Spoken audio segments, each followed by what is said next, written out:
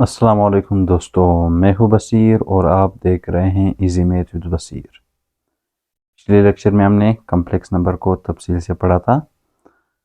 Balochistan public service commission में पटवारी के syllabus में थर्ड टॉपिक जो है वो फैक्टराइजेशन है। तो आज का जो हमारा लेक्चर है वो फैक्टराइजेशन पे है। इस लेक्चर में हम लोग जो है तफसील से जो है फैक्टराइजेशन को पढ़ेंगे। सबसे पहले फैक्टराइजेशन है क्या चीज़। फैक्टराइजेशन का जो डेफिनेशन है उसको आप लोग समझो, फिर जो है नेक्स्ट उसको मुख्तलिफ एग्जाम्पल से जो है सॉल्व करेंगे।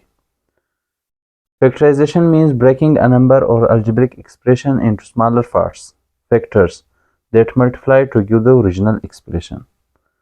फैक्टराइजेशन का मतलब ये है कि किसी भी नंबर या algebraic एक्सप्रेशन को तोड़ना, छोटे से फैक्टर्स में तब्दील करना, और अगर उसी छोटे फैक्टर्स या नंबर्स को हम लोग वापस मल्टीप्लाई करें तो उससे जो है वही जो पहला नंबर था या जो अलजेब्रिक एक्सप्रेशन था वो वापस वही बन जाए। ये जो है मुख्तलिफ तरीक़ों से जो है होते हैं। सबसे पहले है कॉमन फैक्टर मेथड, जिसमें जो फैक्टर होता है, जो कॉमन फैक्टर होता है उसको आपने लेना है। उस तरीके से भी जो है हम लोग फैक्टराइजेशन कर सकते हैं। तो मैंने यहाँ पे दो एग्जांपल लिए हैं, 6x + 9 और दूसरा जो है 27x + 54y। अब इन दोनों को जो है कॉमन फैक्टर मेथड से जो है इसकी फैक्टराइजेशन करते हैं। अब इन दोनों में जो कॉमन है वो क्या है, 3 कॉमन है, क्योंकि 3 के टेबल में 6 भी आ सकता है और 3 के टेबल में जो है 9 भी आ सकता है। तो इन दोनों का जो कॉमन फैक्टर है वो क्या है, 3 है। तो 3 को जो है हम लोग कॉमन लेंगे तो यहाँ पे क्या लीजिएगा, 2x, क्योंकि 3 2 ज़ा 6 और x तो जो है वो सेम नीचे आएगा, फिर 3 3 ज़ा 9। ठीक है। अब इनको अगर मैं वापस मल्टीप्लाई करूँ, मैंने बताया था डेफिनेशन में भी कि अगर मैं मल्टीप्लाई करूँ तो वो वापस वही ओरिजिनल एक्सप्रेशन बन जाए। अब मैंने इसको तोड़ दिया 3 × 2x + 3 में। ठीक है। अब अगर मैं इसको वापस मल्टीप्लाई करूँ तो उससे वापस यही चीज़ बनेगा, 3 2 ज़ा 6x + 3 3 ज़ा 9। तो इसको जो है मैंने कॉमन फैक्टर मेथड से जो है इसकी फैक्टराइजेशन की। दूसरा जो मैंने एग्जांपल दिया है वो है 27x + 54y। अब इन दोनों में जो कॉमन है वो क्या है, 27 कॉमन है। तो यहाँ पे क्या रह जाएगा, x + 27 2 ज़ा 54 और y। अब इन दोनों में जो कॉमन फैक्टर है वो क्या है, 27 है। 27 को मैंने कॉमन लिया, यहाँ पे x रह जाएगा प्लस 27 2 ज़ा 54 और y जो है नीचे आएगा। अब अगर इसको मैं वापस मल्टीप्लाई करूँ तो इससे जो है वापस ओरिजिनल एक्सप्रेशन बन जाएगा। तो ये जो तरीका है ये कॉमन फैक्टर मेथड है। फिर दूसरा जो तरीका है वो ग्रुपिंग मेथड से, यानी कि फैक्टराइजेशन को जो हम लोग ग्रुपिंग मेथड से किस तरह सॉल्व करेंगे। ठीक है। अब इन दोनों में जो है क्वेश्चन ये है कि ax + ay + bx + by। अब इसमें से जो है हम लोग दो ग्रुप्स बनाएंगे। सबसे पहले इन दोनों में कॉमन क्या है, a है। तो a जब कॉमन लिया यहाँ पे क्या रह जाएगा, x प्लस, क्योंकि a तो कॉमन ले लिया, यहाँ पे क्या रह जाएगा, y। ठीक है। इन दोनों में कॉमन a लिया, यहाँ पे x + y रह जाएगा। अब इन दोनों में कॉमन क्या है, b है। तो b को जो है मैंने कॉमन लिया, यहाँ पे फिर क्या रह जाएगा, x + y। अब देखो ये भी x + y है और ये भी x + y। इन दोनों में से आपने एक को जो है कॉमन लेना है। तो x + y और a + b से जो है दूसरा ब्रैकेट बनाना है। अब अगर मैं वापस इन दोनों को मल्टीप्लाई करूँ तो वापस यही आंसर आएगा। ठीक है। तो फैक्टराइजेशन का मतलब भी यही है कि किसी नंबर या अलजेब्रिक एक्सप्रेशन को तोड़ना छोटे फैक्टर्स में या नंबर्स में, अगर उन्हीं छोटे नंबर्स या फैक्टर्स को मैं मल्टीप्लाई करूं तो उससे वापस वो ओरिजिनल एक्सप्रेशन बन जाए, तो इसको फैक्टराइजेशन कहते हैं।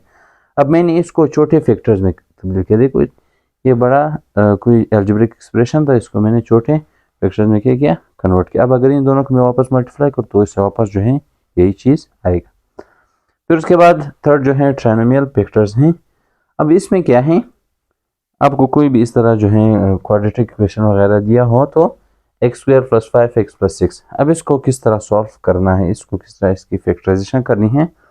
अब इसमें आपने देखना है ये जो है कंप्लीट स्क्वायर नहीं है, तो इसका जो तरीका है, अब यहाँ पे जो है लास्ट डिजिट को देखना है। लास्ट डिजिट क्या है, 6 है। अब ऐसा टेबल ढूंढो दो नंबर्स का जिसको मैं मल्टीप्लाई करूं तो 6 आ जाए। अगर उन्हीं दो नंबर को मैं प्लस करूं, यहाँ पे क्या है प्लस है, दो नंबर्स को मैं मल्टीप्लाई करूं तो 6 आ जाए, और अगर उन्हीं दो नंबरों को मैं प्लस करूं तो क्या आ जाए 5x आ जाए, वो है 2 3 6। आप इसको जो फैक्टर्स हैं 6 के आप वो भी लिख सकते हो। आप 6 जो है वो कौन से टेबल में आ सकते हैं, 2 3 6, 3 2 6, 6 1 6, ठीक है। अब आप ये भी ले सकते हो और ये भी ले सकते हो, ऐसा टेबल जिसको मैं मल्टीप्लाई करूं तो 6 आ जाए, और अगर उन्हीं दो नंबर्स को मैं प्लस करूं तो क्या आ जाए 5 आ जाए, वो 2 3 6 है, क्योंकि 2 और 3 को अगर मैं मल्टीप्लाई करूं तो क्या आता है 6, और अगर उन्हीं को मैं प्लस करूं तो क्या आ जाए 5। X square plus 2x plus 3x plus 6, ये जो 5x है इसको मैंने तोड़ दिया किस चीज़ में, 2x और 3x में।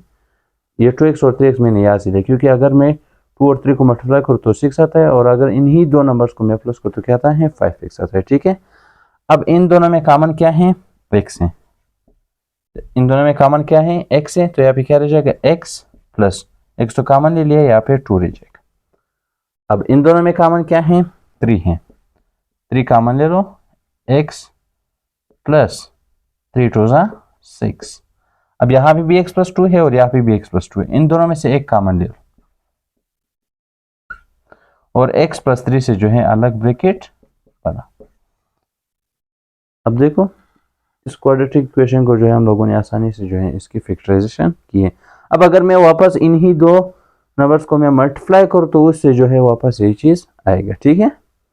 उसके बाद है दूसरा जो मैंने एग्जांपल दिया है x square plus 6x plus 9, ये जो है इसकी भी फैक्टराइजेशन होती है और ये कंप्लीट स्क्वायर है, तो इसके लिए फिर एक फार्मूला भी है मैथमेटिक्स में, जो फार्मूले यूज़ होते हैं a plus B whole square is equal to A square plus 2ab plus B square. अब इससे जो है उस तरीके से जो है इसको सॉल्व करेंगे। अब ये जो है x का स्क्वायर प्लस ये जो है मैं फार्मूला आपके लिए लिखूंगा साइड में, a plus B whole square is equal to A square plus 2ab plus B square. अब ये जो है ये साइड है, ठीक है, A square plus 2ab plus B का स्क्वायर, क्योंकि 9 जो है वो 3 का कंप्लीट स्क्वायर है, ठीक है। यहाँ पे 6 स्क्वायर नहीं था और दरम्यान में भी ऐसा नंबर नहीं बनता, तो इस वजह से इसको हम लोगों ने दूसरे तरीके से इसकी फैक्टराइजेशन की, इसको तोड़ दिया, ब्रेकडाउन किया। अब यहाँ पे जो है ये कंप्लीट स्क्वायर है, तो इसको जो है दूसरे तरीके से सॉल्व करेंगे। यहाँ पे x का स्क्वायर प्लस 2, a की जगह पे क्या लिखेंगे x, और b की जगह पे हम लोग यह लिखेंगे 3, क्योंकि 9 जो है वो किसका स्क्वायर है 3 का स्क्वायर है, प्लस 3 का स्क्वायर, ए स्क्वायर प्लस 2, ए जो है x आएगा और b जो है 3 आएगा, क्योंकि 9 जो है 3 का स्क्वायर है, प्लस 3 का square, A square plus 2ab plus b का स्क्वायर। अब इससे जो है वापस क्या बनेगा a प्लस बी और स्क्वायर, ठीक है, क्योंकि ये दोनों आपस में क्या है इक्वल हैं, तो x प्लस 3 का स्क्वायर, ये जो है ये कंप्लीट स्क्वायर हैं, इसे जो है हम लोगों ने इस तरह फार्मूले के जरिए इसको सॉल्व किया। इनकी ए स्क्वायर, यहाँ पे ए क्या है हमारे पास x है, तो x का स्क्वायर प्लस 2 जो है फार्मूले का आएगा, ए की जगह पे x और b की जगह पे 3 प्लस 3 का square, A square plus 2ab plus b का स्क्वायर। अब ये सब जो है वो किसके बराबर, a plus B whole square, ये जो है हमारे पास x है और b जो है हमारे पास 3 है, तो x प्लस 3 का होल स्क्वायर। अब अगर मैं वापस इसको खोल दूँ तो इससे जो है वापस क्या बनेगा, यही चीज़ बनेगा। उम्मीद है ये कंप्लीट लेक्चर आपको समझ आ गया होगा। इसी तरह फैक्टराइजेशन और भी कई तरीक़ों से छोटे और बड़े सवालात आ सकते हैं, लेकिन एग्ज़ाम के हवाले से यहाँ तक काफ़ी है। उम्मीद है आपको ये लेक्चर समझ आ गया होगा।